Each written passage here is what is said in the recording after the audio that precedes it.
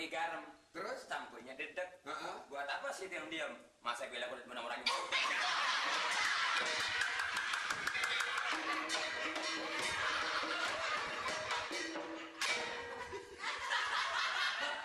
Gerobak sapi narik genteng. Sampai di pasar gentengnya nggak laku. Bingung banget tukang gerobak. Pasti begitu. Orang-orang mantun dagang genteng. Mati dua kali dah tukang lubang sapi dagang genteng. Terus ada Pak Ujonya, kagak laku mulai jadi bingung. Tapi kalau menurut saya Pak RT udah Pak RT mendingan beli sepeda. Beli sepeda?